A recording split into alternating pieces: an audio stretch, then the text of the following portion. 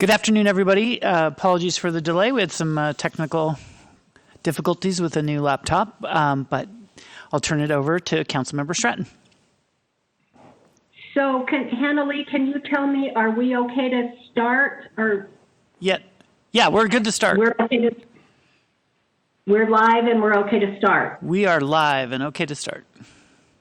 Okay, so we've approved the minutes and we are under consent items, and we're going to talk about, Dan's going to give us an overview of item C, school safety cycle 8, and traffic calming under E, traffic calming cycle 8. So sorry to interrupt you, Dan, go ahead. Shall I back up a few sentences? Let's back up a few. Okay. So the school safety and the traffic calming was formerly a single project, just traffic calming in years gone by. As you know, council largely selects this process. You undoubtedly know far more about project selection than I do, so I won't tell you what you already know. This year, the request was made to separate the traffic calming from the school safety as their funding comes from different sources. One is, I believe, red light. The other one is speeding in a school zone, and for whatever reason, those it was desired for accounting purposes, to have those as two separate projects, which is what they are. There's a couple dozen project areas in each project.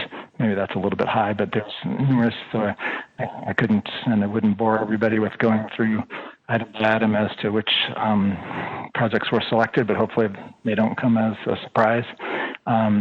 This project would normally have been out earlier, but with budget uncertainties associated with COVID, everything was put on hold for a while there, as you know, and we were given direction here several weeks ago to put it off hold and get a move on, and so we're doing that. We're planning to advertise this thing, these two projects, in the next 2 or 3 weeks, which probably pushes the award date until right after Christmas, but it'll be plenty early to hopefully get decent prices in the next year. As you know, these projects tend to be expensive because they're small segments scattered throughout town, and so they're not super profitable for the contracting community, so we end up with kind of high prices. But getting out early in the year should at least help that situation.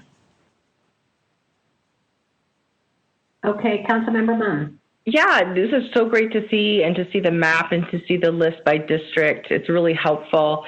I'm just wondering, since the accounting split the projects based on the source of funding, was there any leveraging or integration between the two, where there was a combined project or anything like that, or were they just so separate that there wasn't a problem? You know, in the past, we have put them out as separate, as combined projects, and so my understanding is the direction was to put them separate, was to keep them separate. So if you would like them combined, if council decides they would prefer to, I mean, there would be some economies of scale to have them together. We can certainly do that if you would like. It's certainly not too late to do that, but that has not been the direction we've received. So I don't think that direction came from council. Maybe we need to have as this moves forward. So I'll go ahead and work with you now. Sure. I may be here. Catherine Miller may be able to chime in. We can easily do it whichever direction is preferred. Catherine, do you think we can save some money by combining? I think that would be just fine.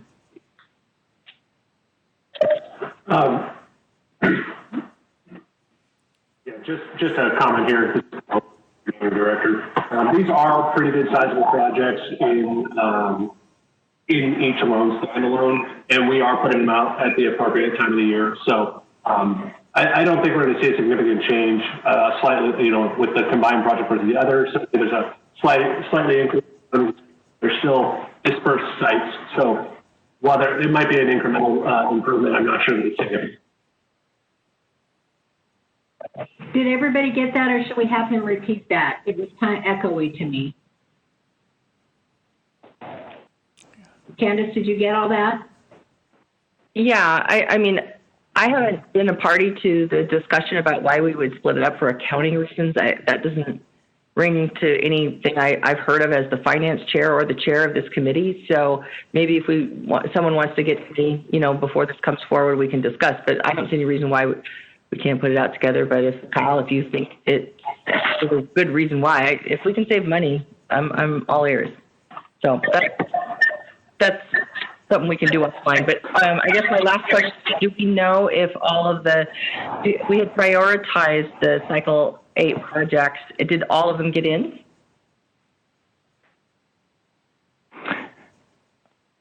I only know, this is Dan, I only know the projects that came to me from Catherine's group. I'm not familiar if there's a larger project list that we only got a subset of. I defer to Catherine. The original list was the full list, and we did not remove any. And those are back on for schools. We've already been hearing from folks. So drive safe and go slow around the schools. Thank you. Thanks, Dan. Thank you.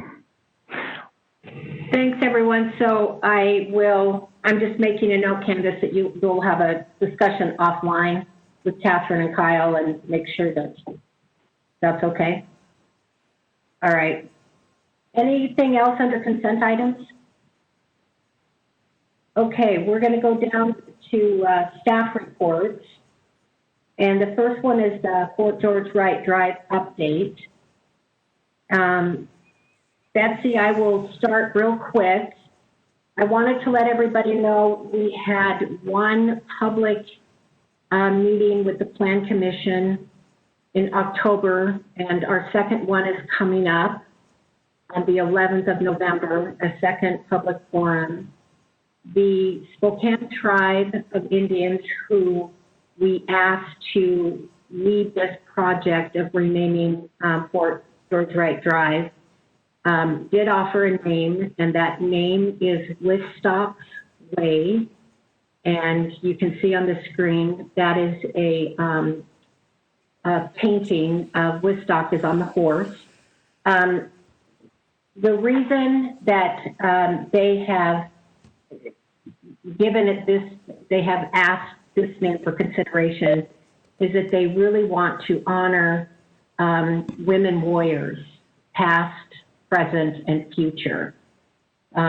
Wistock was married to Qualshan, and she was often a woman warrior, meaning she would go into battle with him. And she was known for going into battle, and when people were injured, when her tribal brothers and sisters were injured, because women fought too, she was the one that would ride in and grab the injured tribal members and get them back to a place where they could get help or medical assistance. That was her, that's what made her famous. She was a very, very strong tribal warrior woman. So we have asked, and I think we talked about this before, the Spokane Tribe in their outreach has worked with and has gotten approval of this name from the Colville Tribe, the Coeur d'Alene Tribe, the Kalispels, the Kootenai Tribe. We were also asked to reach out to the Yakima Tribe, the Palouse, and the Nez Perce. Those tribes are supporting this name change. In addition, there is a community group of urban Indians called the Native American Action for Policy Alliance. We have met with them once, and they were also at the Plan Commission meeting last month, and they had offered suggestions of the tribes that they wanted to make sure approved, and that is the Yakima, the Palouse, and the Nez Perce. So we've gotten that approval. Do you want to go to the next slide real quick? There you go. I'm sorry, I forgot we had this. It's a little bit on Wistock. When we do the name, or if this is approved and move forward, the hyphen in her name will be taken out because it is a street name. There can't be a hyphen. Spokane Tribe is fine with that. This gives you a little bit of basic information about her. She was the daughter of Chief Paulton and the wife of Chief Qualshan. She demonstrated strength and pride in her defiance against Colonel Wright following the death of her husband. representative of the legacy of strong warrior women who were integral to the tribes and whom Spokane still benefits from today, and honors the female warriors who daily fight to protect and preserve our culture, our lifeways, our families, our lands, our environment, and our tribe. That's a quote from the Spokane tribe. Betsy, do you want to jump in and talk? No, I think you've covered it. I think it's exciting. I think it's powerful, and we're hoping we can get this completed. We are hoping that this next meeting is successful. We did have one Plan Commission member who wanted documentation of all the tribal approvals, so we're working on that now to get that to them. We have been open to meeting with the Native American Action for Policy Alliance. They've invited to the meetings, and we are updating them along the way. So hopefully we have done the outreach that was requested, and we have the tribal approval that the Spokane tribe was so good to go out and reach out to their neighboring tribes. Does anybody have any questions, concerns? Want you all to go home and practice saying Wistock's way. Councilmember Stratton? Yes. My only question is, has everybody with a Fort George Wright address had this name communicated to them, and have they provided any feedback? Tammy Palmquist, are you out there? I am. Okay. I know we have their approval for a name change. Have they been sent the name yet? I don't know what order that goes in. Some of the members have, because they've participated in the Plan Commission meetings, but everybody has been notified of the process, and we will continue to reach out when we get to City Council with Plan Commission's recommendation. So like Karen has said, everybody's been very supportive. I haven't received any comments that were against the name change. Most people just want it changed. They really didn't have much of an opinion on the new name, but everybody was supportive of the change. Okay, that's great to know. And then can somebody help me just pronounce it one more time? Is it Wistock? Wistock. Wistock. Okay. Wistock's way. Wistock. Tammy, did I do that right? I believe so, yes. So we're excited about that, and we'll keep that going. Tammy, go ahead. I was just going to also let you know, we have run that past the Community Addressing Board, or the County Addressing Board, and they have approved that name as well. They were also concerned with the hyphen. The tribe's linguist was okay with removing the hyphen to meet our addressing standards. And so that has gone through the addressing authority. Perfect, thank you. Anybody else have any questions? Okay, we'll move along to Inga. Inga is going to talk about Meadow Lane and US 195. Here she is. Good afternoon. Good afternoon. Thanks for joining us, Inga. Yes, no problem. Can you see my screen okay? We can. Okay. So I just want to touch on this project a little bit. This is one of the proposed concepts that we've been talking with WSDOT about over several years on how to do kind of a low budget interim improvement to this intersection. This would be kind of a half of a J-turn, still allowing the left into Meadow Lane on each side, but requiring a U-turn movement for people to make a left turn out to the north. This is something that has come up repeatedly with the developments in the area, and so we wanted to come to council and just try to get some guidance on how we should be moving forward with the development approvals and how to handle this intersection. So I want to show you where we're at right now with projects. I think you may recall there was a discussion several months ago, either at Urban Experience or PIES, about the Summit project, and Mike Gribner came and talked a little bit about the US 195 corridor study that we're doing. And so that corridor study is ongoing right now. We have a few preliminary ideas, but nothing that's concrete yet. But at the same time, we still have development moving forward. And just to give you an idea of how many developments we have in this area, the Summit is the yellow one, the yellow hatched one that has already been approved for 98 units total, but only 20. They can only do 20 until we have a program in place to improve the Meadow Lane intersection. We have the Tangle Ridge project, which is the one towards the bottom there, 48 units. And this one came in and made application in February. And we've been trying to work with DOT and come up with conditions on how to, how to approve this project, recognizing that they need to improve Meadow Lane, but they're too small to do it on their own. And this one, we're, I guess, getting kind of stuck right now and trying to figure out how to write those conditions. And we're to the point where we can't delay the project any longer. We're going to start running afoul of the state laws that require that we approve development within a certain time frame. So that's kind of the impetus for coming to talk to you today, is this Tangle Ridge project. And I do have Tammy here as well if you have planning related questions. But just to tell you what's coming behind that, we also have the greens at Meadow Lane, which is the little golf course right there at Meadow Lane and 195 that is also in for application with 36 units.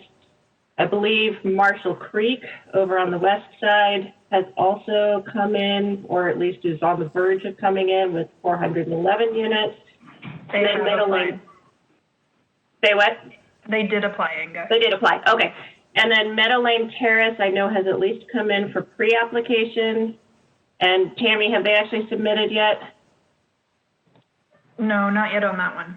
Okay, but that one is kind of in the works with 160 units. And then there's also been some interest expressed for the property down in the lower right-hand corner, the green hatched one. This was an old plat called Meadow Point Landing. It has since expired. I want to say it was somewhere between 300 and 400 units. And they've expressed some interest in coming in for a comp plan amendment to change the zoning. And so that one is also in discussion. They have turned in an application, yes. Yes. That's what I heard this morning. So this is kind of where we're at, and this is just the southern part of the corridor, the ones that directly impact the Meadow Lane interchange. We have probably 4 or 5 others farther north that are probably north of the Cheney-Spokane interchange that are also in process. So pretty much all of these developments are going to be unable to move forward until there is improvement of the Meadow Lane and 195 intersection. And so what they've proposed is that these developers would work together to form an LLC, and that LLC would construct the Meadow Lane improvement. They would, in order to do this, they would hire an engineering firm to do the design, which they've already kind of started to do this. They would then have to figure out how much each of them would pay and come together and write up a project agreement, basically enter in an agreement with the city and with WashDOT to construct the project. And I've had a couple of questions about why they need to have an agreement with us, and then just going back and forth with legal, it just ensures that we have some kind of a payment structure in place. We can define exactly what design criteria they follow and who inspects it. They have to have a performance guarantee, which is the financial guarantee that it'll be done.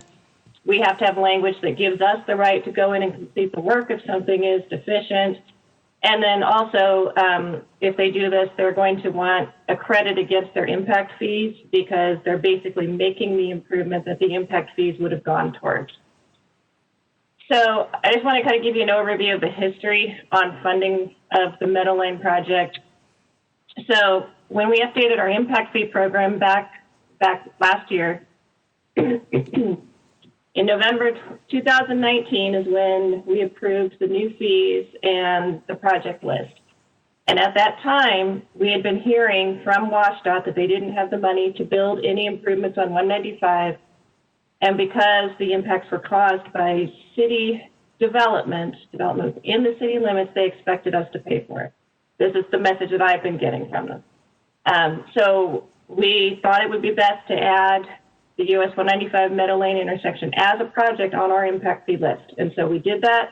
It was adopted in November. The impact fees were increased substantially in the South District to help pay for this and for other projects. Then, with that in place, we felt comfortable moving forward with language on the Summit, which is the 98 unit one that was approved in December, basically saying that they could start their development, and then once we got closer to being able to fund the Meadow Lane improvement through the impact fee program, and then probably with some other smaller contribution from a grant or maybe a WashDOT in-kind donation, then they would be able to proceed forward. In February 2020, we started the corridor study with SRTC, which is probably not going to be done for at least another 6 months, maybe longer. In June 2020, we requested to add the Meadow Lane project into our 6-year plan, which council did approve. And we put it in there with the intent that we would be able to start the design work and kind of start the process moving forward. But at the same time, there was the council funding resolution, which came in and said that the funding should be adjusted from current local funding, which I read as impact fees. I guess could also be REIT or something else, but that the funding should be adjusted from local to state funding. And so that's kind of left I guess on the development review side, it's kind of left us in a quandary because we're not sure how we can condition the developments without being able to use the impact fees to fund the project. And so I guess my question for the group today is if this idea that's been proposed by the developers, where they form their own LLC and take care of it themselves in exchange for the credit against the impact fees, if that meets the council's vision of what you were looking for in that resolution. Question? Betsy? Inga? So the city has to approve, and then WashDOT has to sign off. So I'm thinking they're working in tandem because We worked very closely with them, and I suggested that they should be the ones to put together the agreement with the developers, and they weren't excited about that. They wanted us to take the lead on it. But I imagine because it's a state facility, they will still have to be a party to the agreement in some fashion. Councilmember Mum? Hi, Inga. A couple questions. I'm anticipating there will be more development here, and when it says any others in the area, would this agreement just be with the current ones, and then if other people come in, will that add more money to make other improvements, or would it dilute the cost to the developers so it's just one fell swoop? Do you know how that looks?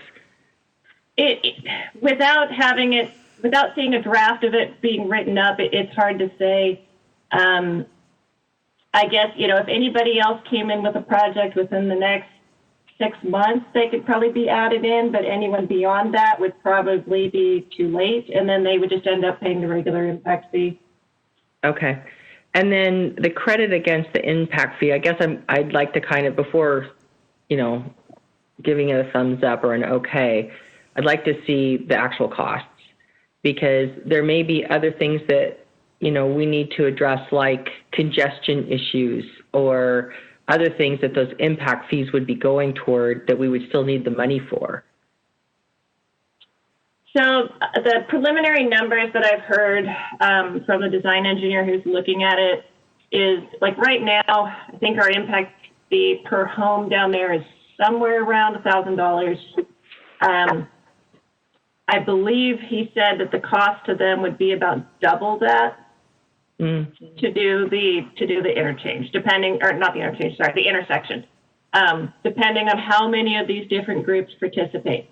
In addition, this is not the only thing they're going to have to do to get approved. They all have to make some kind of improvement that is going to reduce their impact on the junction of I-90 and 195. So the summit is already conditioned to add some signage that will direct people onto Thorpe. I think a couple of the others are probably going to make changes to 16th and 195 to change the channelization there a little bit and reduce the turning from 16th eastbound on to 195. But I still don't know what the others are going to do because they have to come up with some way to reduce their impact on the ramp. So this is not the only thing they will have to do. And then just two other things on impact fees. It doesn't just affect this neighborhood. It seems to me we need to update those impact fees citywide in terms of dollar amounts and have them have regular adjustments because they're getting pretty stale and those dollar amounts are pretty small. I think some of them have been in place 10 or 15 years. We might just put that on our list of things to do. And then I am concerned about schools in this area. It's impacting Cheney schools. It's certainly impacting, that's a lot of houses. And I just want us to have a conversation with schools. I think that at one time they were looking for a site, but they ended up doing it across the road, right? So they are well aware of it. Just to give you an idea of where everybody falls in the boundary here, Marshall Creek and the Summit are in the Cheney district, and then the ones over on the east side, I believe, are all District 81. Yeah. So they are aware of it. They do have a property over down off of Qualchin. That's on the other side, yeah. Yeah, so they may be looking at that in the future, or they may have other ideas. And just a note on the impact fees, we did update all of the fee structures in November 4th of 2019. So all that's new. I didn't catch that. Okay, did that include 5 Mile and Indian Trail? They were all part of the Northwest District. So yeah, that one went up. And then we also have a mechanism in place where the fees will increase every January. I guess we did that. Yeah, okay. And I forgot. All right, excellent. We did the right thing. Thank you. Inga, this is Councilmember Cathcart. I guess I would just say, whatever path or strategy we think is going to best lead us towards getting those housing units up is, to me, the best strategy, because we continue to hear about just this situation on 195 and how difficult the traffic situation is. And, with WashDOT wanting to stop housing development, if this is a path, then I'm all for it, and you'd have my support on it. So just a note on that the best path forward, in my opinion, would be for the city to take the lead on this project. The only reason developers are proposing it this way is because there's just some uncertainty now about how the city wants to fund this.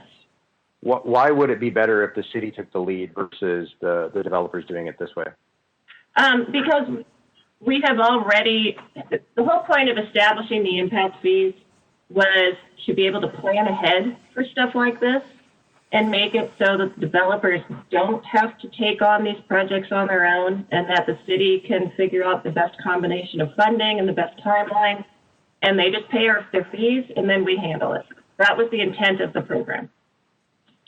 And I guess my last question, are there, as Councilmember Munn brought up, are there other projects on 195 where these dollars would be better suited, or would finishing the J-turn and getting the housing developments going be the best use at this point? There's two other projects. Well, I should say one that is in the impact fee program right now, which is to build a frontage road on the west side of 195 from 16th down to Thorpe. It is a much more expensive project, and it basically parallels or shares the right-of-way with the Fishnet Trail. So it's a big project. It'll take quite a while to design it, but that's the only other one in the corridor right now. Okay. Inga, Thank you. I had a very similar question. One of the reasons we changed the funding on the resolution is we wanted to see what WashDOT is going to require of us in the corridor, and we're not going to know that for a few more months. So is it possible that they're going to require several other projects with those same limited impact fees? So WashDOT they haven't come up with a specific requirement. They want us to mitigate the impact of our development. But other than saying that, that the Meadow Lane intersection project is one of the ones that is still in discussion in the SRTC study. So I think it is probably going to be the one that moves forward as the best short-term improvement for this intersection. Long-term, they might want to look at doing a grade-separated interchange, but for the short-term, it's likely just to be a J-turn intersection. So I think if we can find a way to fund it, they would be fine with that for this particular issue. They do not have a solution that's ready to go, though, for the developers for the I-90 junction. Right. I guess my question, though, is if we spend all our impact fees on this short-term immediate solution, what are we going to use to fund the bigger, longer fund? I mean, these funds will have been exhausted, so I'm curious as to who will have to pay for that. Is it all the city people, or can you go back to these developers and say, well, no, your impact fee is more? So I think that's the question we have, is this intervention is there, but if we're going to get hit with something that's 10 times as much and we won't be able to go to them for the impact fees, where does that leave us? So what I think would work well for this corridor is once we've completed the study with SRTC, if we go back and revisit the impact fee structure and maybe even look at separating out the whole 195 area from the rest of the South District.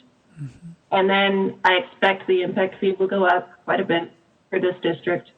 But that would be the way to go forward and make sure that we continue to fund the projects, because they don't pay the fees until they come in for building permit.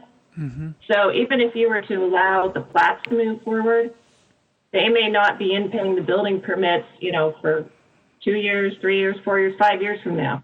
And so the fee will go up with that if we were to change it to be more appropriate for the corridor. Is there any chance that we could just do that right away, and then that takes some of the guesswork out of it and make sure that everyone who's going to benefit from these projects is going to pay their sort of fair share, as opposed to the people who get their building permits in right now and versus the people who get it in 3 years from now? I think we would need to know what the project list is first out of the SRTC study. Okay. And so without knowing exactly what that final project list looks like, it's hard to figure out what the dollar amount should be. Okay. So in that world, which is a little bit later, these developers would put in this improvement, and then they would get a credit against impact fees. But if the impact fees went up, they wouldn't be capped on their fees. They would still have whatever the new fee was. It's just they would get a credit for what they spent. Is that what you're proposing? Yes, and we could certainly write it to that effect. Okay. Great. Thanks for answering those questions. Inga, this is Lori Kinnear. Yes. I'm concerned that we're making decisions before the study is completed, and I'm also concerned that we're bearing the brunt of the cost. This is a state highway, and I know WSDOT thinks that our development is causing the congestion, but there is development further south that's also contributing to not just congestion, but safety issues. I agree with Council President that we should, after the study is finished, we should take on the role ourselves. I don't want to set a precedent that says developers can determine how a impact fee should be spent and what kind of improvements they're going to make, because down the road there's going to be more development along this corridor.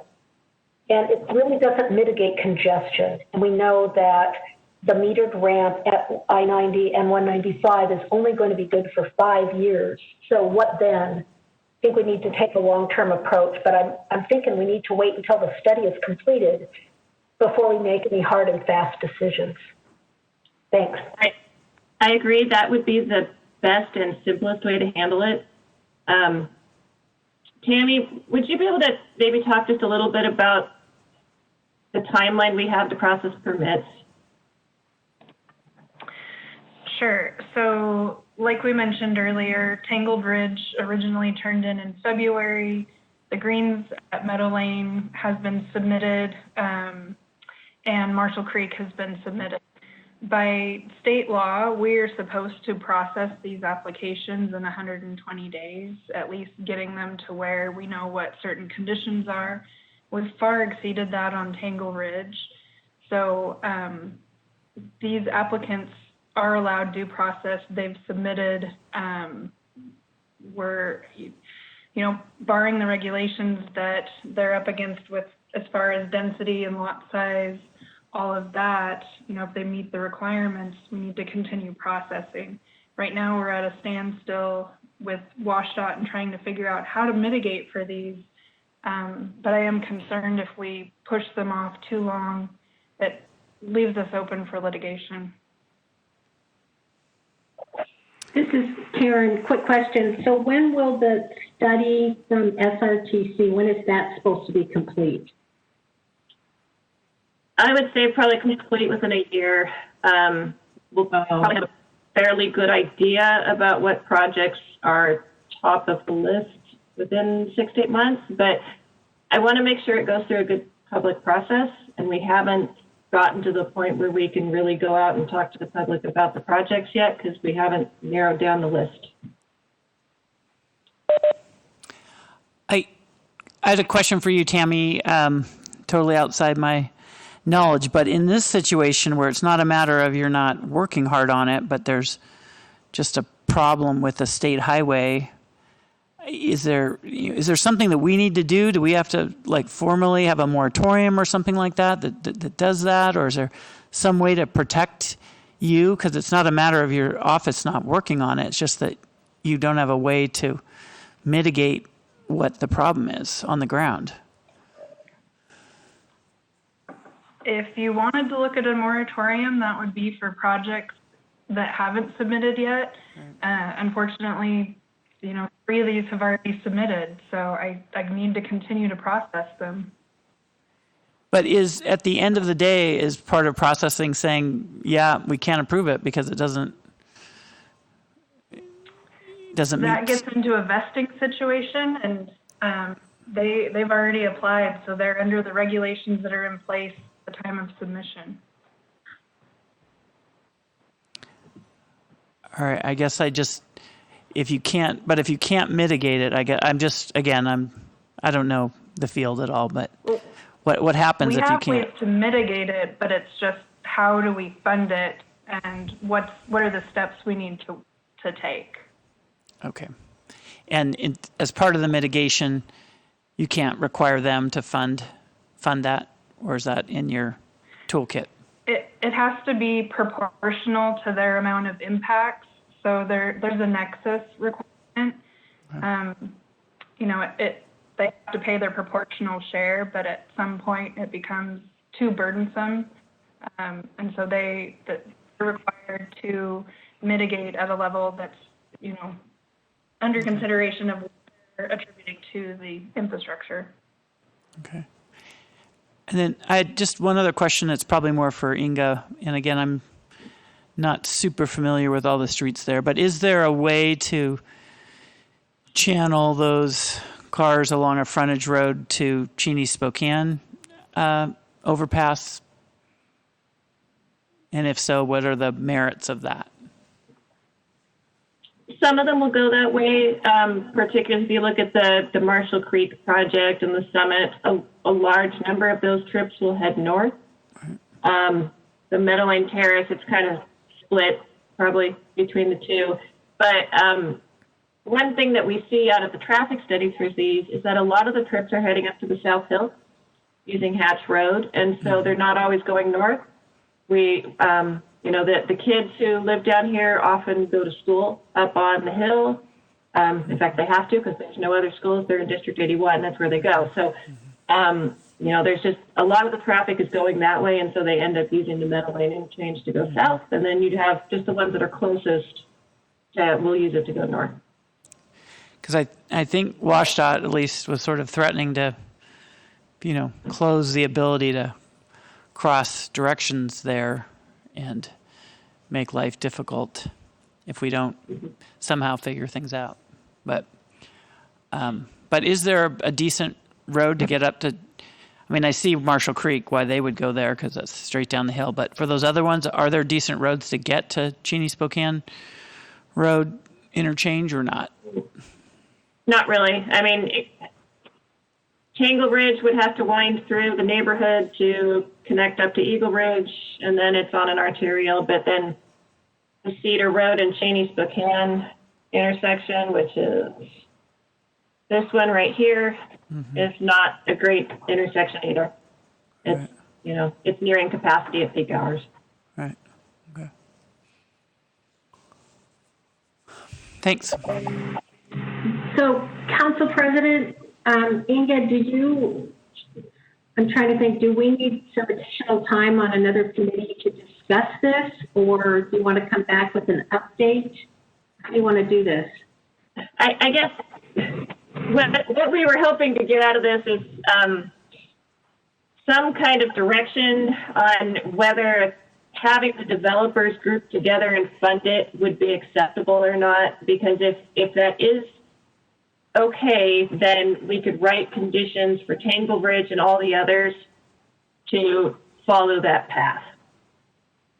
But what if, like you say, what if we think the city should take the lead? What happens then? I mean, can we approve everything and then do it when we down the road, or how does that work? If the city was to take the lead, we would basically need some clarification on this language down here at the bottom of the slide. Just we have it in our 6-year plan, but the council resolution that said it shouldn't be funded using local money, we're not quite sure if that means we can use our impact fee dollars or not, which was our intent by putting it in the impact fee program in the first place. I'm just not sure what that language means. It would seem to me that it would be you use impact fees, but I'm going to ask Candace. What do you think, Candace? And Council President, anybody else? Well, I like to see it on an Excel spreadsheet, but that's just me. So Karen or Inga, I'm not quite getting, will the developers with this group, will their monies cover the total cost? Are the city still on the hook for some money? I'm not getting cost-wise. Really, would we be still obligated to chime in monies to get this completed? If the developers were to group together and fund it themselves, they would take care of all of the cost at a much higher expense than they normally would be paying us for impact fees. And in return, they would likely request to have a credit so that they don't have to pay impact fees for up to the amount that they spend on the improvement. And does that go for a length of time, the impact fees, so they don't pay impact fees for 10 years or?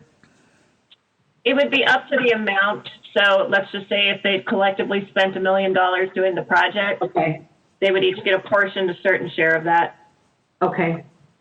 How hard would it be to get council a spreadsheet like Candace is suggesting? So you're looking for a spreadsheet just showing how much they would put into it each to do this, is that correct? Yes. I could probably work with their engineer and come up with something and bring that back to you. Because my sense is it's actually a good deal for the city. But I can't determine that until I see how much money we're talking. Because if we take the lead on it, there's some other funds available, but then we'd be burning potentially grants or something like that we wouldn't have to. But I haven't had a longer conversation with anyone about this yet. So that's just my intuition. Okay, well, I can I can pull that together and come back to the next committee meeting that I can get on the agenda and we can talk about that. I think that might be a good idea. And let us know, you don't want to wait another month for this committee, so we can look at another committee to get you on, You can, unless you have a month. you can come to Pies, Pies. maybe you can go on Pies or something. Maybe Pies on is coming up. okay. And that would be council president's committee. So let's do that. And maybe that'll give us a better understanding of the best way to go here. Okay, I'll do that. Any other comments? Thank you. Thanks, Ignis. Never mind. Thanks very much. Thank you. Okay, Chris Becker. Chris is going to talk about snow. I am. Good afternoon. I am going to share PowerPoint with you. So wanted to give you an update on snow removal from sidewalks. There was a couple emails floating around a couple weeks ago, and so a couple council members had asked for an update on kind of what our plan is going forward for snow removal. All right. So as most of you know, property owners are responsible for removing snow from the sidewalk. This has been part of our communication with the snow plan over the last several years. We ask our citizens to clear a 36-inch path by 9 a.m. after a snowfall. But we recognize that not everybody is capable of that. We do ask neighbors to help each other. We also encourage our senior or disabled citizens to call 311, and we connect them with volunteer services that can help them. And I know that there had been some conversation several years ago about whether or not the city could just go out and do it and bill property owners, put something on the utility bill. That would require a code change if we were going to do that. So failure to clear your sidewalk is a Class 3 civil infraction. And as with any code violation, voluntary compliance is always our goal. The municipal code on civil infractions does give us guidance. Our policy is to reach out to the responsible parties, explain the violation, and request correction before we issue a notice of violation. And for snow complaints, yes. Can I ask a quick question? Sure. Is this going to be complaint driven, or are we going to have people out there looking at sidewalks, turning people in? Okay. So the enforcement is initiated by a complaint to 311. Okay. And the way it works right now is you call 311, it goes into our system, and the first step is we auto-generate a postcard, which is shown up there on the upper right. This is what our postcards look like. And that is automatically mailed out to the citizens, to the responsible party. Last year we sent out, I think, 41. So we just didn't have a ton of complaints coming in. The enforcement path is we have our snow postcards. I believe in past years we've had door hangers that we gave to the neighborhood councils so that neighbors could provide that reminder to other citizens of their responsibility to remove the snow. Our code enforcement officer can also reach out. So everything in the box represents that first initial touch, that education of what the requirements are for property owners. After we've done that, we can issue a written notice of violation, and after that is the point when we would issue a citation if we get that far down the path. Again, we're always trying to get voluntary compliance, and so again, if we make that connection with people and they don't have the resources to do it, we're trying to connect them with resources to help them. One area where we're a little more aggressive is on the left is the municipal code. It talks about keeping sidewalks clear. Section B talks about actually pushing the snow into the public right-of-way. This is an area where we work very closely with streets as they're out plowing, and they notice that this has occurred. Primarily, it happens with parking lots being plowed out, and they'll push the snow out into the street. We do approach this a little more aggressively and work directly with those property owners and with the maybe those third-party vendors who are plowing those sidewalks. So we have issued some written notices of violation over the last couple of years for that type of activity, that commercial parking lot plowing, but we have not gotten to that point with any of our residents issuing a paper notice of violation. We have not issued any citations for snow in the last several years, at least since I've had code enforcement. So again, it is on a complaint basis. We don't have people out there patrolling, looking for this. And that is my update.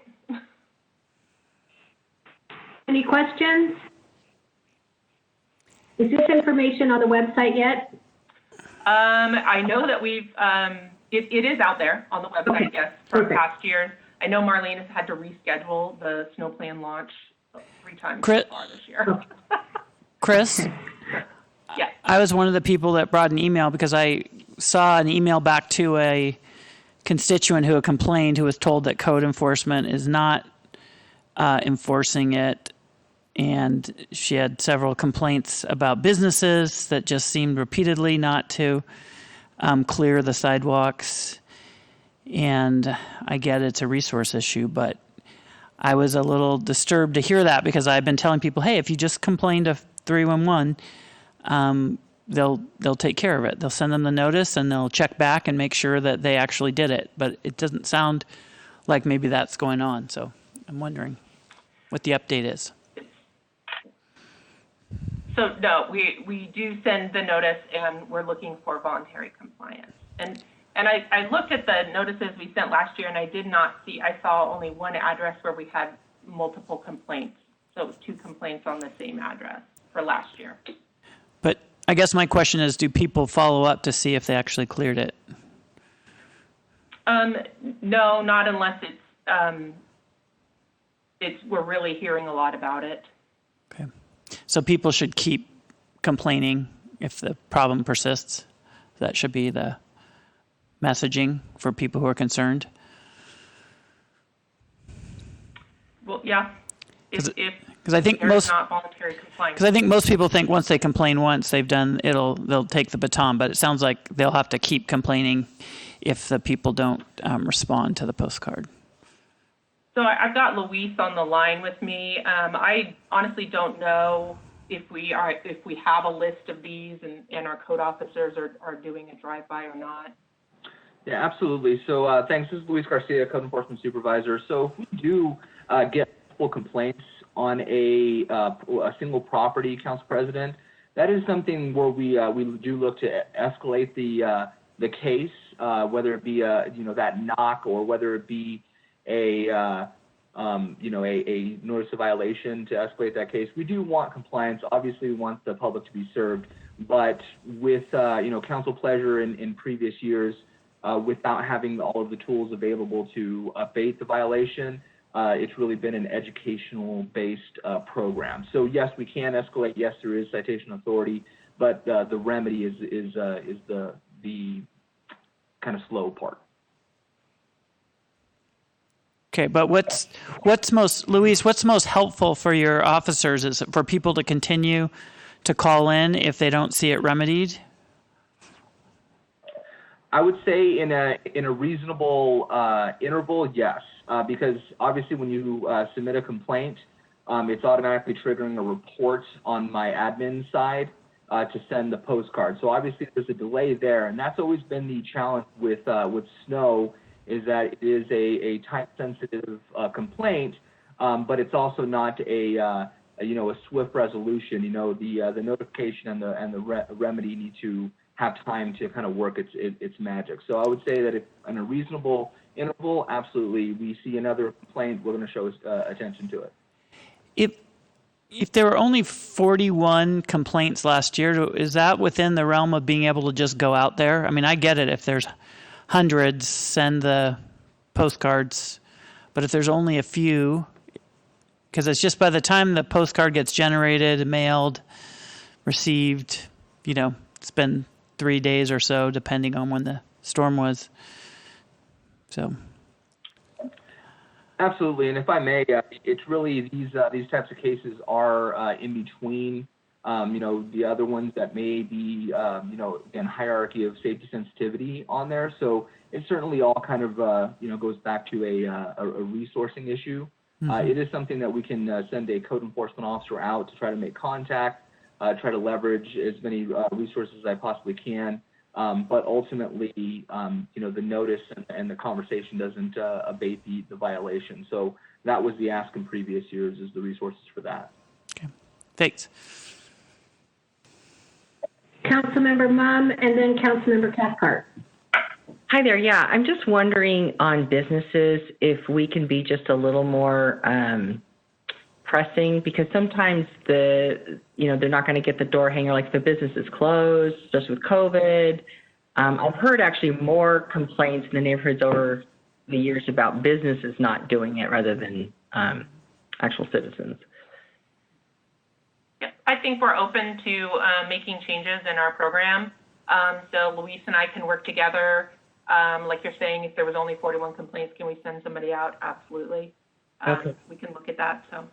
Well, just recognizing sometimes business buildings are owned by people other than the business itself. It may not be clear, especially new people moving in, it's their requirement to do the sidewalks. They even talked to one business that it was the city's job to clear their sidewalks. So that communication is key. Thank you. Councilmember Cathcart. Yeah, thank you. I'm just wondering what happens. It looks like the regulation says it needs to be cleared by 9 a.m., but what happens if the snowfall starts shortly after 9 a.m.? Do they have 24 hours to clear the sidewalk, or are there some other rules that would govern that in terms of complaints or anything like that? Yeah, no, I appreciate that. If I may, Chris, I'm going to jump in on there. There's always been a question on it. So we always try to really review the conditions. If it's continuing to snow, and it's obvious that there hasn't been any attempt at maintenance of that pedestrian pathway, then we will move forward with that conversation that, hey, you guys need to do something.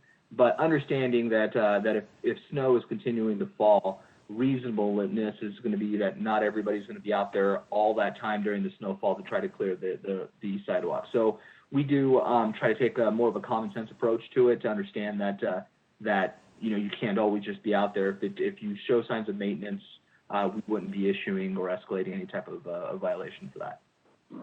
And then also, if somebody's, Go ahead.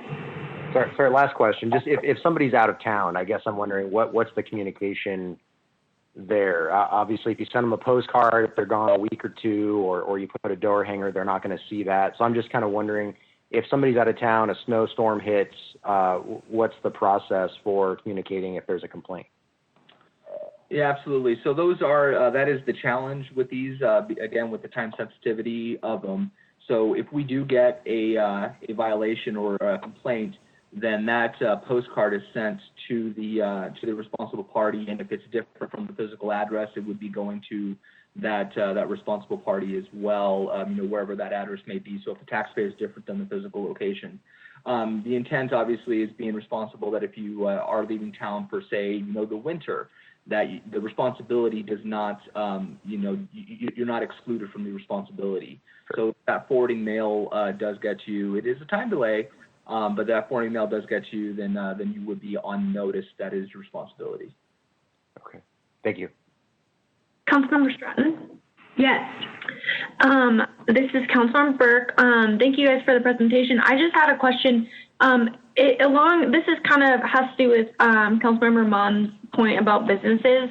I have just seen a lot of empty lots that are owned by commercial businesses with nothing on it, and those never get shoveled or plowed or anything. And I just really hope we can focus on those as a priority. And then the second one is I would really hope that we could take it super seriously that people who, just speaking, specifically to people in wheelchairs who try to access the bus services, if there's a bus stop in front of a business or a resident, if that can be a high priority and maybe less complaints to start going out to those places. I just know a lot of folks who, instead of riding fixed routes, they take paratransit, and it's because they're stuck taking paratransit because in the winter they cannot ride our fixed route buses. And so if there's any way we can make those two a huge priority for our community members, because I know that folks with disabilities get hurt the hardest during the winter time, and it's really unsafe. So Absolutely, we can look at that. Anybody else have questions? Okay, if you have questions, I would suggest that call Chris and start there, or Louise. And I know you guys have been great when I've had issues just one-on-one in neighborhoods. It usually starts out kind of a frenzy, and then once people get the hang of it, it gets to be a little bit easier. So if anybody has questions, we will direct those to you, and you can help us walk through them. For sure. And encourage our citizens to call 311. Yes. Can initiate that process for us. Do we have a few nonprofits that are going to back up that phone call from that elderly person that needs help? I would have to confirm that with Carly. Okay, She's because been I would managing think that that for us. if they're going to call, I know Excelsior did it one year, and we had a couple others, and that was nice. So, okay, perfect. Chris, can you send this presentation out? Sure. Okay, thank you. That means we liked it, Chris. Oh, good. Thank you. Thank you. All right, have a good day. Okay, Shauna, you're up, and you want to talk about neighborhood connectivity and streets. Hi, thank you for inviting me in today. Can you hear me? There's a little, oh good, there's a little icon that says warning next to my audio. So I didn't have anything formal prepared for you today. It was just to come and introduce you a little more broadly to this new position and the types of things that I'm already working on. And so this is an exciting new position as Manager of Neighborhood Connectivity Initiatives. And I am spending about half of my time right now working on rolling out a more efficient and effective traffic calming process. And so I've been working with council members and with the ONS traffic calming program manager, Annika Ingo. And so we are looking at making some changes post cycle 10. As you guys are aware, and we'll be talking about those more in the coming 2 or 3 months. And so that is rolling along. A couple of the other things, just kind of low-hanging fruit, light touches so far, is I really was trying to wrap my mind around where all of the different community concerns and complaints are coming into the city. And as council members and your legislative staff, you have so much direct engagement directly with the community members. You get often just a tremendous number of community concerns, and you're all handling those individually and handling them very well.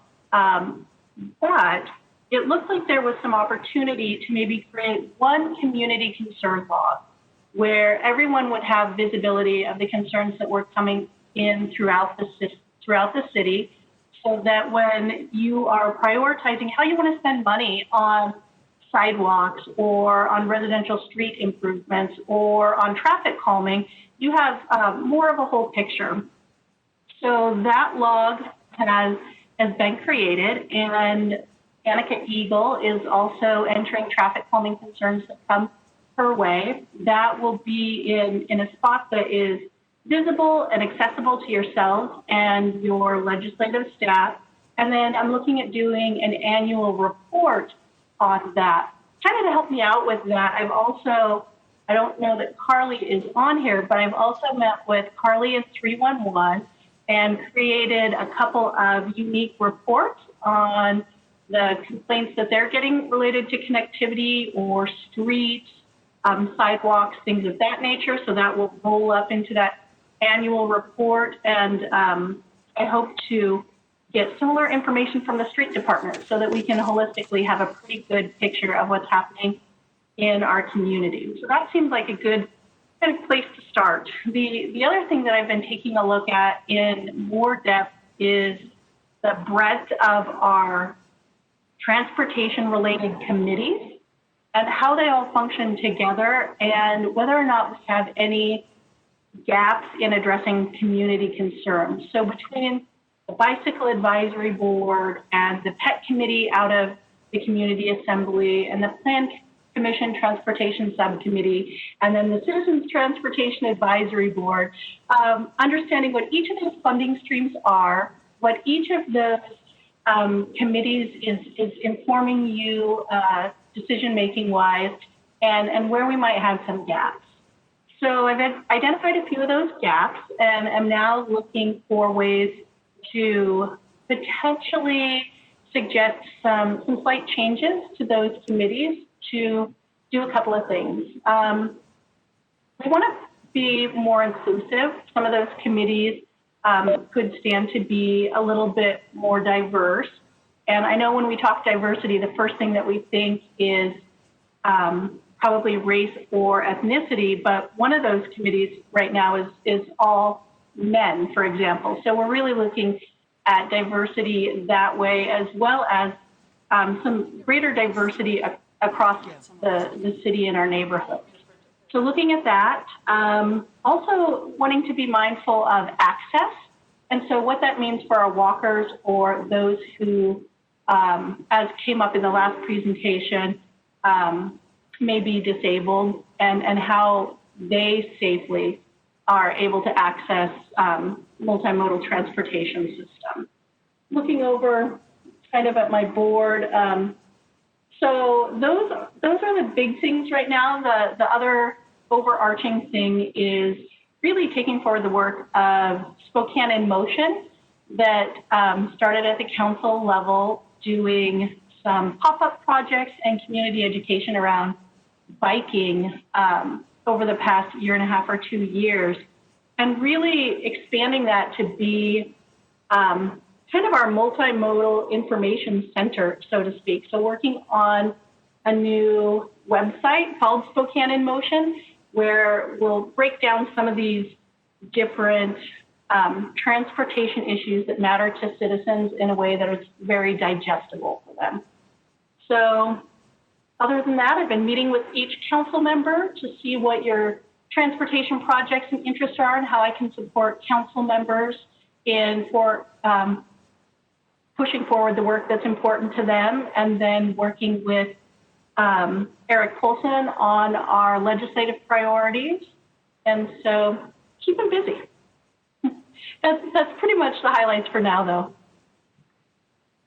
Does anybody have, I was going to say one quick thing then, Councilmember Wilkerson, just to encourage council members to utilize Shauna. We had a Northwest, up on Northwest Boulevard, some concerns of speeding in a neighborhood, and neighbors that put up the slow down signs that got taken down from code enforcement. It was crazy. And Shauna attended that meeting with me, and it was great because she was able to follow up, and we're still following up, and I appreciate that. But it kind of just put it under, to me, in my brain, under one person that I can work with now to make sure that we've done what we can for that neighborhood, and to follow through on some suggestions that some of the neighbors had. So I encourage you, when you get those calls, don't forget to include her, because she can be very, very helpful. Councilmember Wilkerson, you're up. Thank you. I was just going to echo what you just said. It's amazing how our citizens are engaged in streets.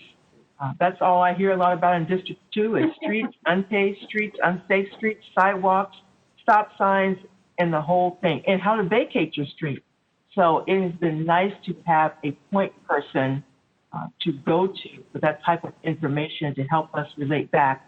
I know I talked with Shauna about some type of design as to, for our citizens, of how to even start to engage if you have a complaint outside of 311, or where do you go if you want your alley vacated. Those types of things that we could do a little bit more education. She's been excited about doing that, and I'm excited for her to do that because we don't know everything about streets. So welcome, Shauna. Thank you. Anybody else have a comment or question for Shauna? Councilmember Stratton. Go ahead. I would like to thank Shauna. You've worked so hard and have made it so much easier to communicate with our constituents who have issues around transportation, and you have that extra knowledge of how to meld transportation and land use, which is so helpful. So stick with it. Thank you for working with us, and your expertise thus far has proved invaluable. So it's very much appreciated. Thank you. Thank you, Councilwoman. Anybody else? Thank you, Shauna. Appreciate your hard work. Thank you all. Have a great afternoon. Thanks. Melissa Morrison, you are up. You're going to give us an update on housing and health systems community of practice. Hi, yes, thank you. So I'm going to share my screen.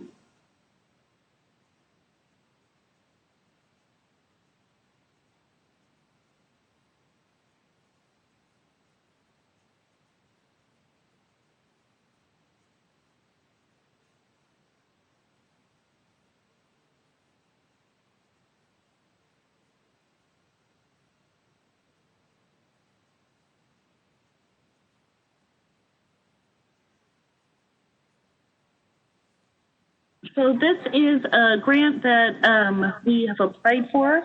So I wanted to give an update to council about it. It was a grant through the National League of Cities, their Cities of Opportunity program, to help try to connect and strengthen the partnership between cities and their public health systems. And so looking at how the root causes of health inequities are caused and what cities and the health systems can do to address them, partnering together. So it's a national grant opportunity and looking at up to 12 cities to offer the in-depth technical assistance and coaching for.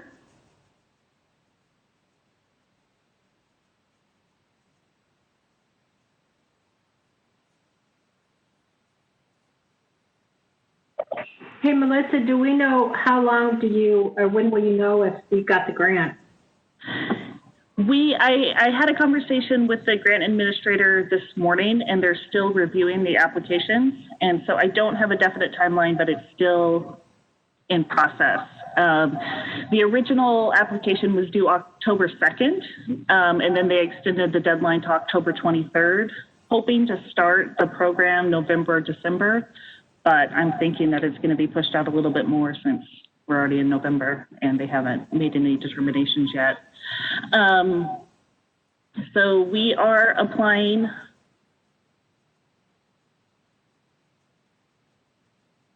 What the commitment is a bi-monthly group meeting for the consulting and coaching in peer exchange, working with the National League of Cities Community of Opportunities. And then there's also an additional opportunity for a deeper dive and deeper engagement process. They're going to pick 2 or 3 cities, which requires a monthly meeting and where you get more analysis, more assessments, and more data access. And so that is a conversation about if we want to apply for the additional process or just stay with the kind of the regular track that we've already applied for. For the application, we're partnering with Better Health Together, the Spokane Collaborative, to look at the partnership, because Better Health Together has been the Medicaid healthcare transformation agency in the region. So they're doing a lot of the discussions around equity and health transformation, and how do we look at kind of root causes of the health inequities in the Spokane region. They've also have the collaborative, which is 50 organizations that are partnering together to have these conversations. The City Council policy staff is a member of the Better Health Together collaborative, and so we are attending the meetings regularly, along with the health organizations, public school systems, Medicaid agencies are part of it, SNAP. And the 3 priorities identified for the Better Health Together collaborative for this year have been affordable housing, reducing family violence and trauma, and access to behavioral health. So the collaborative is starting the conversation about partnering with the city on addressing these three issues. And so the hope is with this grant is we'll just help strengthen and deepen that partnership as we identify goals for Spokane and what we want to work towards in decreasing health inequities between the city and the healthcare system. So I wanted to update on this grant application and find out if there are any questions or anything, any additional information you'd be interested in hearing. Councilmember Munn. Yes, is there funding associated with this? It is a coaching and technical experience or technical assistance grant, so there would be no money. Thank you. Yeah. Anybody else have questions, comments? Melissa, that's great information. Thank you. Dr. Wilkerson. I was just going to comment that I'm excited because it's really strengthening our partnerships with the people who's in our community who's doing this type of work. There seems to be a groundswell of outreach to actually want to work with the city, and we can start engaging on a whole different level that we don't have to do everything at the city. There are other people who are doing it, and we can work with them and advance quicker and farther than we ever would have. So I'd like to thank the policy team. This is the second grant I've seen to come out of that group going forward. So just kudos to them. Anybody else have a comment? Okay, Melissa, do you want to switch to a housing update? Yeah, so just kind of a brief update of what we've been working on. One of the things that is upcoming is the Housing Forum, working with Lisa Gardner on that, trying to, I know she sent out some information to council members today, so that's something that we'll be continuing to work on to really give some education and community conversation around housing coming up in the next couple weeks. Also been talking to some different stakeholders, state partners about funding opportunities of some funding that might be available or could be available for permanent supportive housing rental subsidies, and they're looking to increase capacity for landlords to develop more housing opportunities for individuals and households. So really trying to have those conversations with the state partners as well to make sure that we're tapped into that information so we can make sure that we can act quickly if something comes available or opportunities are available for the city. Councilmember Cathcart. Yeah, just wondering what we're hoping the outcome of the housing forum will be. Are we going to run ideas past the public and get them to kind of provide some comments, or what's sort of the goal of the forum?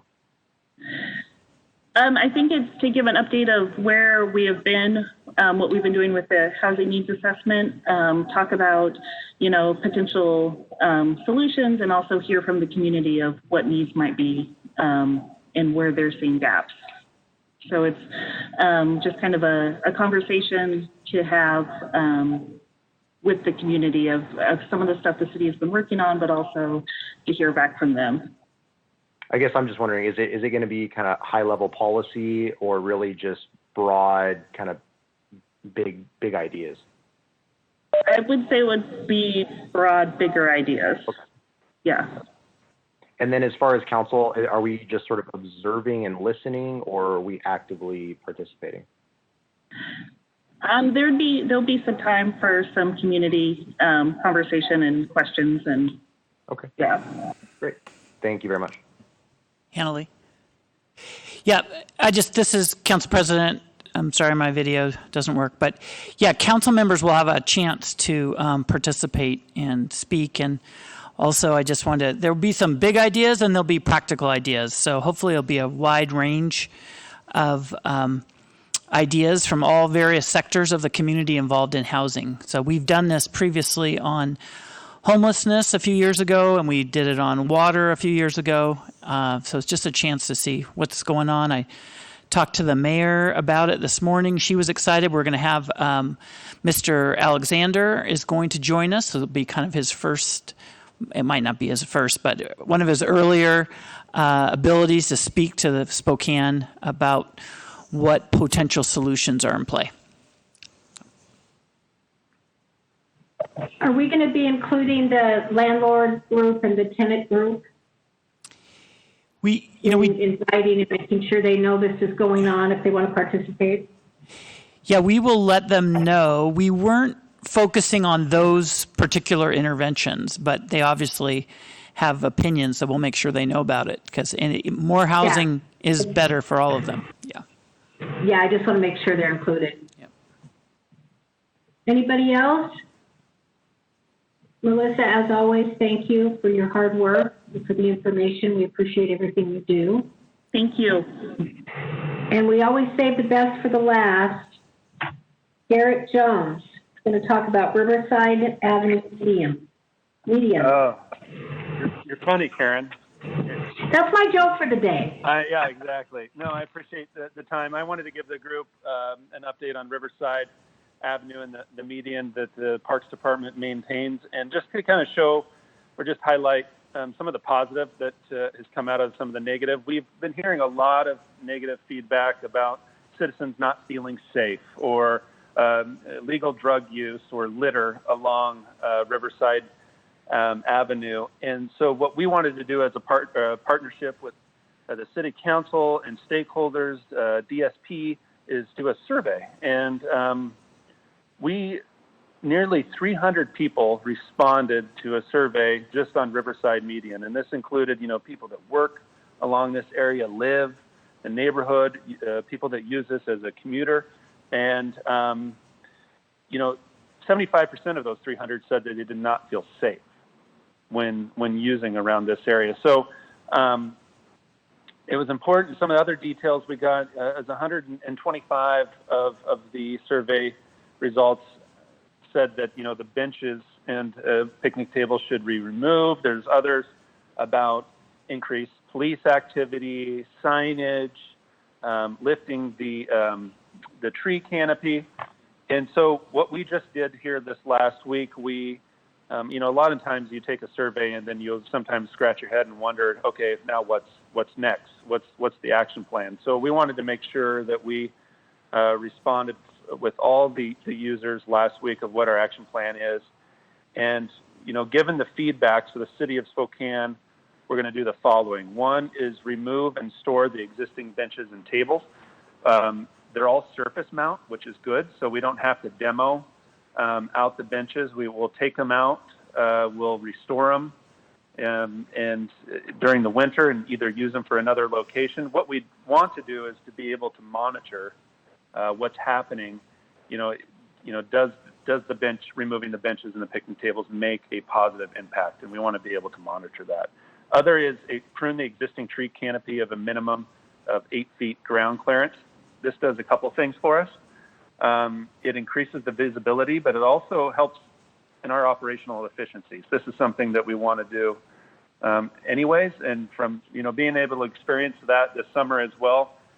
If you have a staff member on a mower that you have a low ground clearance, it can be a safety hazard for that staff person as well. So you'll see that here within the next few weeks. And then also work with the police department on, again, CPTED, crime prevention through environmental design, and also how can we, what type of signage could we install along the median as well, that really this isn't a place to linger and hang out.